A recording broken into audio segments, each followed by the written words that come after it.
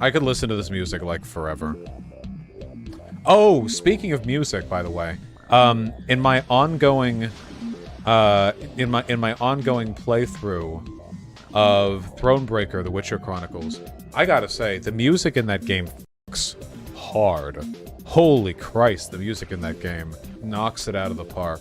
Like, can I just get you to listen to one track? Video game music isn't a concern for YouTube's copyright ID because they know it could be played during people's playthroughs. Listen to this. I actually liked this video. Do you know how infrequently I like videos? My God. Listen to this.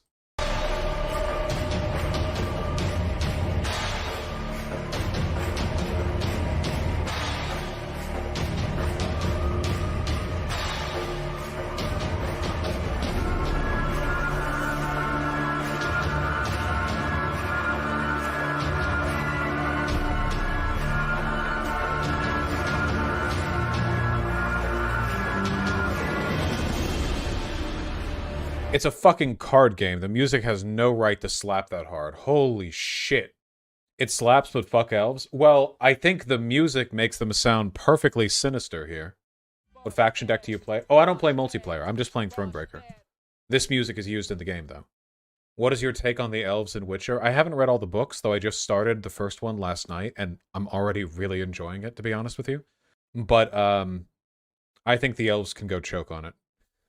I feel like The Witcher is the first fantasy universe I've seen where I might be an actual ethno-nationalist. Unironic ethno-nationalist. At least for elves and non-elves, you know? And I'm not kidding when I say that. Here, I need to pee real quick, but after that I'll elaborate. There are a lot of things in the Witcher universe that I actually really enjoy, because I feel like they combine a bunch of fantasy tropes really deliberately, you know? Because, like, just really quick, in the Witcher universe, the humans there are Earth's humans, or descendants of them at least. It's not like a fantasy alternate universe. It's Earth's humans who were pulled from Earth sometime thousands of years ago in some big event called the Conjunction of the Spheres, which was basically like a big multiverse merger sort of dealio. I think the basic gist of it is that in the Witcher universe, there's essentially like infinite multiverses, and when people dream up gods, demons, or other creatures from another world, what they're really getting is a fragment of inspiration conjured from the ephemeral mists.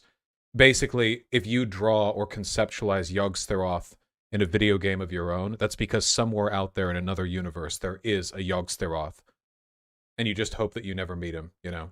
And the Conjunction of the Spheres was a big, was a big collision of a bunch of those entities and ideas, you know. Oh, anyway.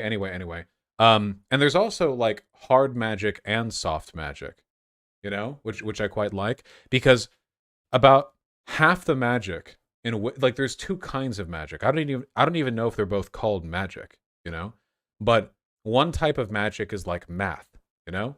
It's like you can use this much energy, you have this power, you can do this, you can do that, you know.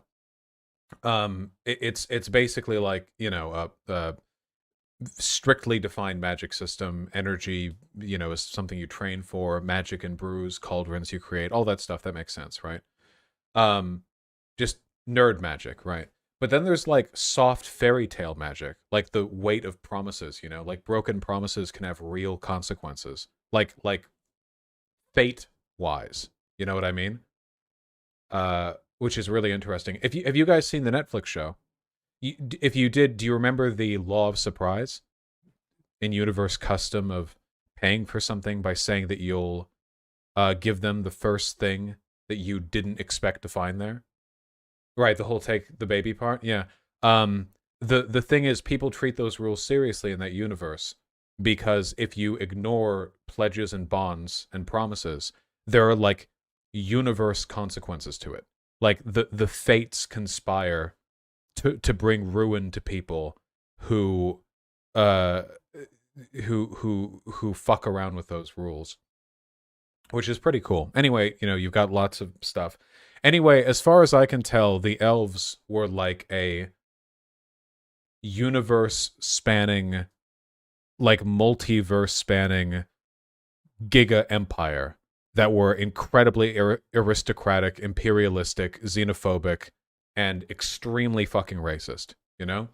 But they're on the downturn now in the Witcher universe. They're being tuned down as magic is kind of receding a little bit, and they still act like the imperialist cunts that they were before, while being the minorities.